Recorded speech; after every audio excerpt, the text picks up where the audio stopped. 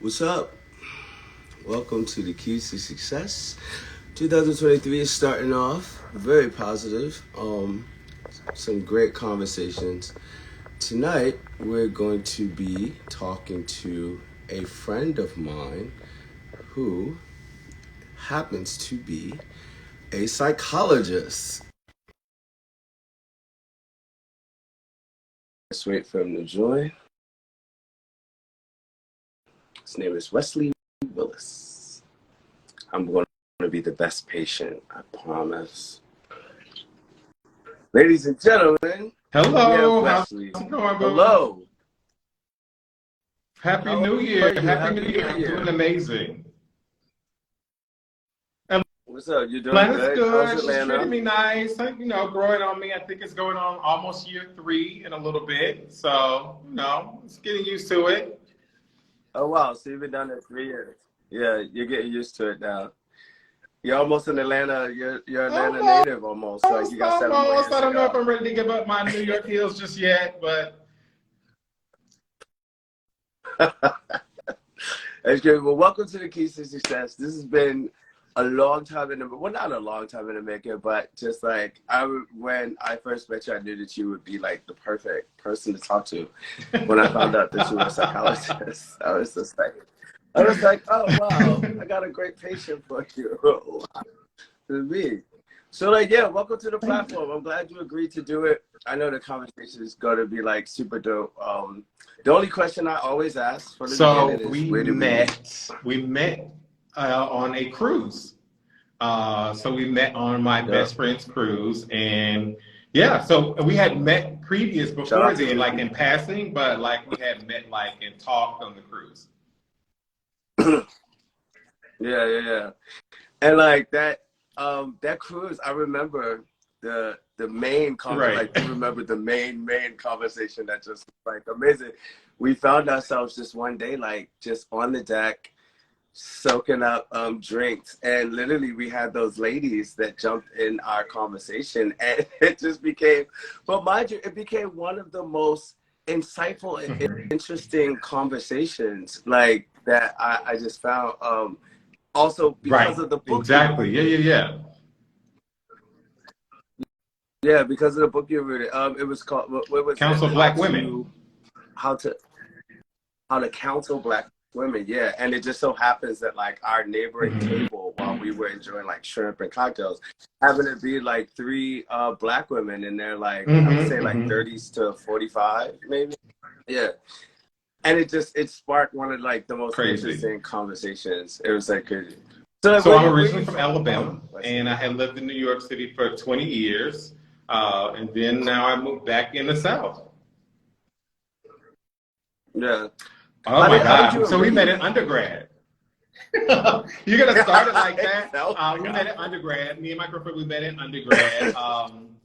I was there, so we met in undergrad in the '90s, actually, in college, and literally, like when we met, we was like, "Oh yeah, you're gonna be my Judy." And from then, we've had our ups and downs, as friends do. And yeah, so going on over 20 years almost. Yeah, I enjoy your friendship. It was like, it's very interesting. So like for 20 years, y'all have been friends. That's crazy. Do y'all have like any like existential friends outside of y'all's original? Oh my God. Is it just y'all's we have so many originals. Over the years, just like, growth, we had started like a foundation together with like a group of good Judies, which was like really kind of like before our time, actually. We was like just some young sex kittens out like, partying every night, blah, blah, blah. And we're just wasting like a whole lot of money, like drinking and stuff. So we had started a bit of a foundation and donated money, and, and then just like, temporary friendships happen sometimes, and those kind of friends falling apart, but we managed to stay really connected and close for like, hey, he was my best man at my wedding, so. Oh wow, that's so cute. I love Ricky for that. What kind of work we were in college when you met Ricky? We were in that. Right, we were in undergrad. She didn't work, he didn't work, and I didn't work either. I started working later, because I pledged. I did Greek, and then so I was working at night and going to school during the day. Yeah, I didn't have a So you're choice. like double dipping. You know, if you want to like blow money, waste money, and you know, live that kind of life, you got to work too. You can't just be like, oh, I'm a poor college student. So. Yeah. Yeah, especially in the 90s, because I mean, I know the stories, I know the times. Like, I could imagine what y'all were like going through. It's just like what was that experience like? Was the HBCU experience for you something special outside of a regular college, or like because it was predominantly? Yeah, very much so. Because so my great grandmother graduated from Alabama State Normal School. My grandmother graduated from Alabama State Teachers College, and I had a family who graduated from Alabama State College, and I graduated from Alabama State University. So it's like a legacy for us. Yeah. Do you have any other therapists or any other? My family? No. Just me. I'm the first one that wanted to get into, you know, letting the girls tell me their stories and, you know. Take a minute, girl. Come sit down and tell us what's been happening. Like, literally. Does your family kind of lean on the fact that the work that you do? Do they lean into it? They don't, because they're like, child, he's toxic. So. Exactly. Do they feel like you know well? They're like, oh, no. We're not falling for the rhetoric just because you have a PhD. Right, because you can gas the girls and get them up. You be like, bitch, you're not. Right, exactly. Like I know your mother was shooting out the door at you. Like right. You're like, they get a lot of you. That's crazy. What was it when you first did you actually? No, I thought I wanted to be a boss. I was like, when I was working on my master's degree. You mean a boss? What kind of boss? I wanted to run like a nonprofit agency. So when I got into it, actually, I wanted to. So when I got my master's, I was like, I'm going to run a nonprofit agency. What happened was I went to therapy during my master's program, and it was a white woman. And she was just we spent a lot of time talking. I was like, you do this for a living? You know, like, really, like, this is what you do? You just come listen to the girls? And like, that you make money doing this? And I mean, she helped me uncover like so many things that I didn't even realize, like about seeking like my dad's approval that I had like subconsciously and like stashed away. Like, even though I was doing all these things that I thought, you know, to kind of like knowing that. Exactly. And I was like, wow, I want to do this. And so, from there, that's how I got started. What was when you first got into your practice? To be completely transparent, from my knowledge, you're the first person that I know that does this type of work, and like that's why I was so intrigued. If you remember on the cruise, like I was just like a little kid, like sitting there just picking your brain and asking you a million questions, but like when you first got into that realm, what was the most difficult part? I think the most difficult part was like deciding what population I wanted to work with. I first started out, because I mean, I was young, I just like wanted a job. So I started working out with like kids that were sexually abused. And that was incredibly tough for a brand new, young, therapists to just kind of come out and start talking to kids who were like disclosing like brand new sexual experiences.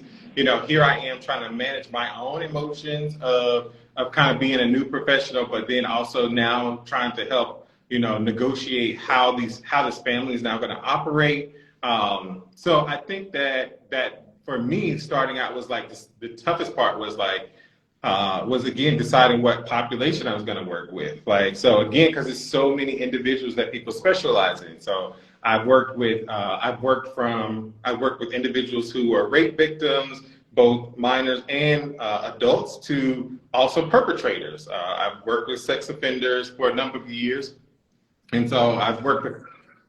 I remember you telling me that. I thought that like those stories was just so interesting. because like there's a certain level of empathy that has to go into that kind of work in order to really dig it up. Did you, where did you find? So I finally landed with, well, at this point, I'm not gonna lie, I am over. I'm a dog over 40, and I'm not trying to do hard work. You know, I've worked with trauma. I've worked with trauma patients. I've worked with all types of patients. You know, with all different walks of life. And at this point, I love working with individuals who are struggling with relationship issues. You know, self-esteem issues, confidence issues. You know, we can talk through that. You know. Yeah. Is it? Do you find any of them more taxing than the others? I think at this point, because when I was younger, I felt like I had to work with everybody. You know, and at that point, it was like, okay, if you walk through my door, I was going to see you. You know, no matter what. And at this point, because I've been doing this for like so long, at this point, I'm like, I can tell like at the very beginning, I don't think this is going to be a good fit. You know, and you know, say, hey, you know what, I really think that you would continue to benefit from therapy, but yeah, I don't think this is going to be a good fit. So, you know, if you want me to recommend somebody else to you, but you know, so at this point, I've really recognized that I take to like people of color, you know, who come into my practice, and I do work with, you know, white patients as well. Actually, some who are so like chill and so down to earth and like so connected to all of their isms and everything that, you know, it works out great. But yeah. Right, exactly. Yeah. When people sit and talk, because like I've explored therapy. Later, it was something that found me later on in life, and the idea that I'd grown up not knowing that all of these things had conditioned me. When people say, do the work, from a psychologist's point of view, what is a person trying to translate to another person in an idea of like labor for self? So again, it's being reflective, being very self-aware, sitting with yourself and dealing with some really tough demons and saying, you know what, like, because I mean, it could be easy. We become so conditioned to say, oh, everything is all right. You know, oh, like even when patients are like, oh, how was your week? Everything was okay. I'm sure everything was not okay. You know, like, you know, again, even if it was right. It's never just okay. It's like, it's never just okay. I want to know if it's just something as simple as a bad hair day. I woke up and baby, like my hair was not working with me that day and I had to go to work. Okay, there's nothing too small for us to process and pull out, because then now we can start talking about, hopefully, maybe even like, well, you know, let's talk about security, like your feeling of insecurity. But we minimize it. Oh, it wasn't that big of a deal. It wasn't that big of a thing, doc. Like, no, things mean more than they are. And so doing the work is sitting and being really self-reflective, like taking a real true inventory and assessment and like just saying, okay, hey, this is what it really is. So that's doing the work. Does the practice of therapy have like a history of origin, like where it maybe derived or what, you know, like is there something yeah, so like that? we have like some really huge pillars in the world of psychology. I mean, depending on especially what camp or what school of thought you come from. But some of the most significant ones are people like Sigmund Freud, you know, who talked about things like the id, the ego, the superego. He's like the grandfather of like psychology. I mean, we have so many different ones. Like I, as a practitioner, am a cognitive behavioral therapy, the type of work that I do. And we have all types of practitioners who do all different types of work. So they have people who like study and like do the work of Carl Jung, people who do the work of existentialism and all those other things. And the fathers of those are kind of like, they have, again, theorized and utilized those particular type of practices in their work. To like lay down the foundation elements that you guys kind of go back to. has anyone thought of or thought past those origins? Yeah. Like, what is Oh that my like? goodness! What are those Especially so things like so the Association of Black Psychologists and the Association of Black Social Workers and Black counselors and therapists. You know, we have conversations recognizing that those again individuals who were the founding fathers of our work also utilized utilized white individuals. So of course we weren't considered human. Like Black people weren't considered human, you know. So their work was based on what white women and white men and how they process. A lot of times, actually, even on my own show, like one of my colleagues recognized, and we talk about, like, you know, a lot of times people of color don't really come wanting that kind of like same type of contemporary stuff. Sometimes they come wanting advice. You know, they want something that they can feel like they can use. Yeah. Just an ear, bitch. Like, they just exactly. Dude, from your opinion, what is the? I was so interested in the book you were reading, how to counseling Black women, which Black is women. exactly How to counsel which is like something that I recognize. Like, I don't have a wealth of experience, one, and then knowledge, and then like my own kind of things, like, you know, that I have to, as a therapist, I have to check in, you know, about what are my feelings like towards my mom, my grandmother, and how that kind of interacts with my conversations with Black women, you know. As Black women try to explore kind of like those patterns of being super women, and those patterns of being, I have to also think about what that's like to come talk to a gay man, you know, who they may be like, yeah, I wanted a man to, you know, get your opinion about things, but now you're a gay man. And that is like, you know, so. Another space. That was part of the, if you remember, that part of the conversation with the ladies was just, it was so interesting to just hear, like, these are three heterosexual women, by self-definition, not experience. Because, you know, two of them were like that they'd had several situations with women, however, got away with the fact that they're not lesbians, you know. We look at a dick, we're gay for life. Okay, we know how that is. But as in your practice, how do you kind of prepare for the variation of subject, like when it comes to race and sexuality and all of these things, because there are immediate biases that people have? Like, how do you prepare for that? I've come from the mindset of talking about it. I acknowledge it. I used to supervise other therapists as they got licensed.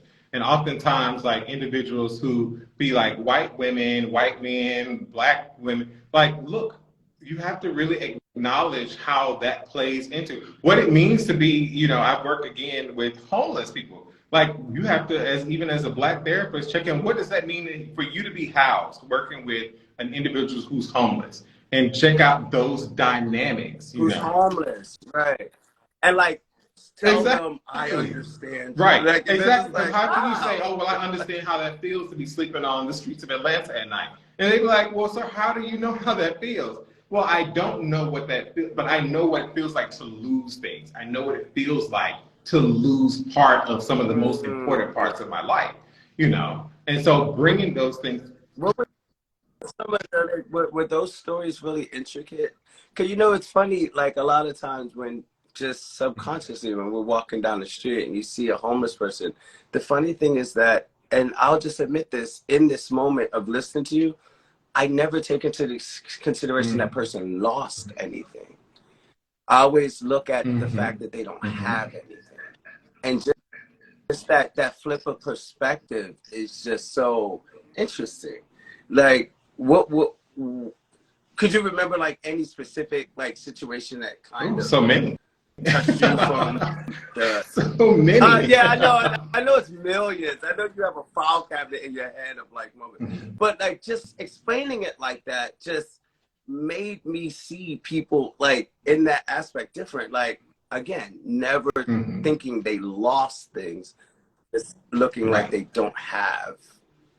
Have you ever seen a full circle moment from anybody that was homeless that kind of Oh yeah, got back on their feet? Well, it's funny because my very first job in New York City, which my introduction to New York City was working for the Center for Urban Community Services, which is a organization that works to house severely and persistently mentally ill individuals. So I worked uptown in Harlem with individuals who were coming into, right off the street into an SRO, which is a single room occupancy, where they have just a room and they're sharing a bathroom, with the whole entire floor, and then people, pissing on the floor and stuff like that. And then the whole goal is to move them into like their own housing. And in those moments, I remember working with one of our seniors, with a very elderly senior, who before that they had owned a brownstone in Harlem when Harlem wasn't the new Harlem. Lost it, never knew what that was like to be homeless. Like she was homeless with like meats and stuff like that, and out on the streets, and then to come live in an SRO, single room occupancy, with individuals that were mentally ill. She had no choice, and then to transition on into again supporting housing, like the whole HUD and all those other programs that are out there to support an individual. But, she come from a place where when her husband was alive, he was able to provide. She had never worked, So, again, this lady was like 70s, in her 70s. So. Mm-hmm. Well, in her 70s. Wow. Wow.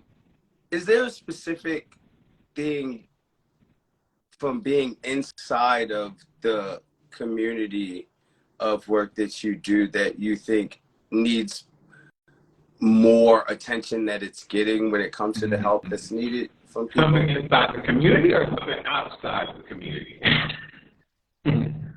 Just in general. I think in general, I think one of the things that's really needed inside of the community is, again, like more therapists of color, like more practitioners of color. We have like deserts, where we have what we call mental health deserts, where there's no black therapists. Like some rural parts of Tennessee or some parts of Tennessee, they don't even have a black therapist that's there to treat, or let alone a black queer therapist or black same gender loving therapist.